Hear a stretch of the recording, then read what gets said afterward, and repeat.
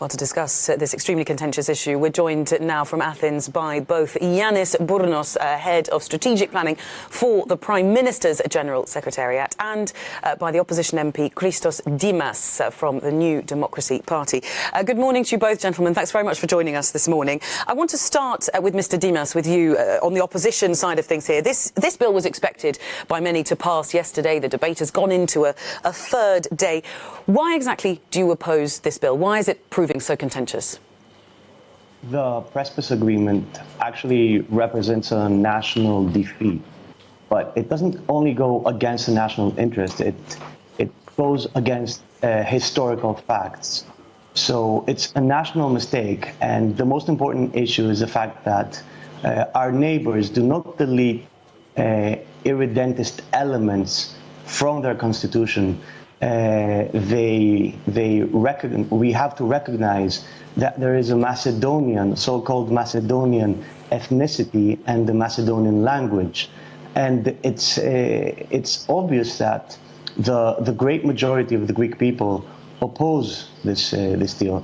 According to national polls, it's more than 6 out of 10 people that do not agree with the deal. We had massive public demonstrations throughout the country. I just want to pick you up on that. So just to explain to our audience, essentially what you are opposing here is the use of the adjective Macedonian to describe that country's language and that country's identity. Am I correct there?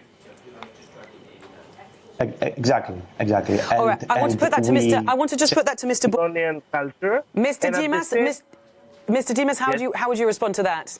There is a Macedonian language that's recognized by the UN. There has never been a recognition of a Macedonian language by the United Nations, and this is something that unfortunately the Greek government, the current Greek government, does not understand. It actually tries to take advantage of this very sensitive national issue in order to gain political advantages within the parliament. And this is something very disrespectful to the Greek people. Mr. Bournos said that they are celebrating. In fact, if you walk anywhere in Greece, you will see it's a day of national mourning.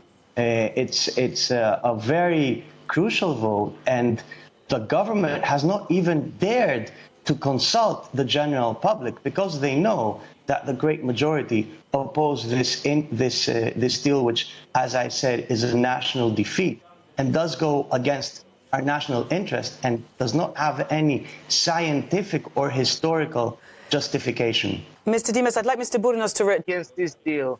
I repeat that this is a historical deal. Mr. Dήμas, I want to let you jump in on this. Allow me just to say that not only we don't accept that we have had any sort of relationship with the extreme right. In fact, it's the current government that has been voting with the extreme party, the Nazi party, in the parliament for certain bills. I just want to say that Nea Demokratia, the opposition party, does support a solution, but would support a solution that would be beneficial for both countries. This is a very big national defeat. It would be a solution that would completely delete any elements of irredentism that the current constitution of our neighboring country has. And in fact, it's completely unacceptable that we are called to vote. So what would the name be in that case of the country, your neighboring country? What would you then call it?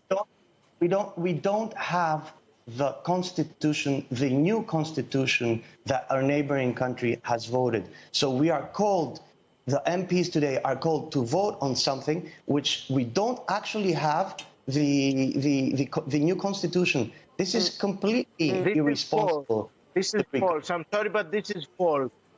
The neighboring country, Bournos, in terms of constitutional reform. Gentlemen, I'm afraid because of the slight delay on the line, it's very hard for you both to talk at once without it becoming almost impossible for us to hear you. I want to end with just one thought here. At the heart here, what we're talking about is Macedonian identity. I want to start just very quickly in a sentence, Mr. Dήμας. To whom does Macedonian identity belong?